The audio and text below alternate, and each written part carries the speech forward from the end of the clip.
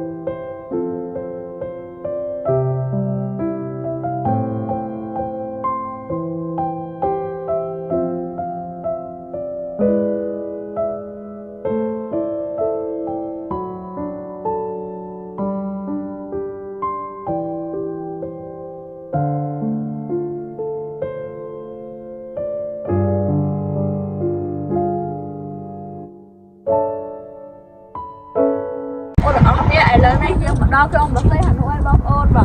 lên đấy dương con để chăm ra một cửa tiền cái xa con để chọc cho con để tụng đậm nơi con bác sĩ Hà Nội lên đấy chẳng tôi làm việc mình con ơi để cam một phép xây dựng bye bye.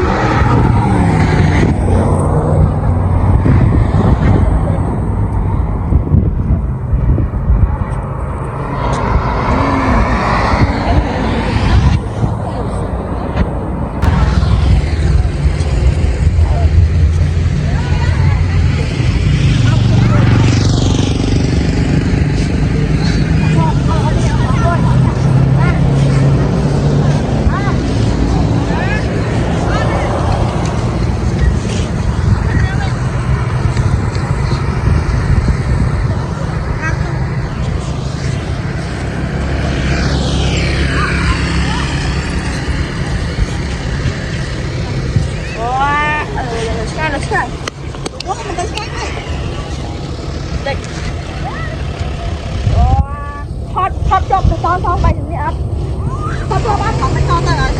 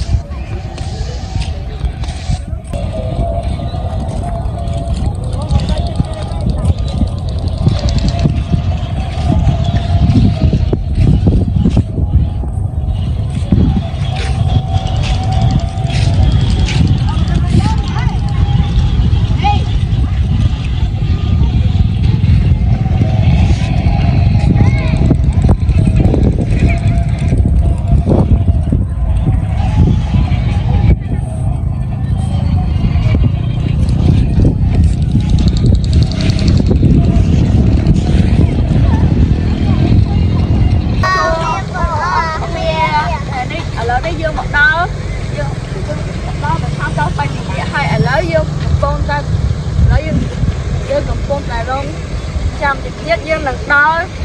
កន្លែងផ្សេងទៀតហើយអញ្ចឹងសូមទស្សនាភាពបន្តទៀតបាយទោះតែបងប្អូនអស់គ្នាឥឡូវយើងមកដល់មុខសមុទ្រហើយបាទឥឡូវនេះជួបតែរកកន្លែងអង្គុយអញ្ចឹងចាំឥឡូវយើងកំពុងតែហៅកន្លែងអង្គុយចាំបន្តិចទៀតនេះយើងនឹងថតបន្ថែមវីដេអូនៅសកម្មភាពដែលយើងហើយទៅអរគុណជម្រាបលាបាយ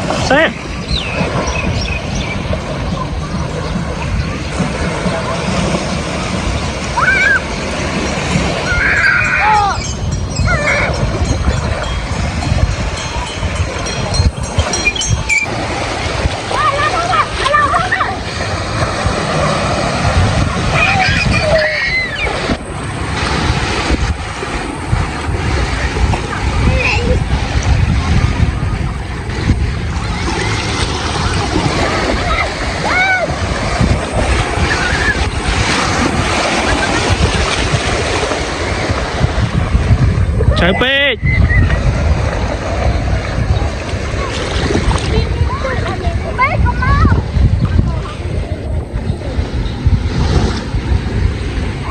kia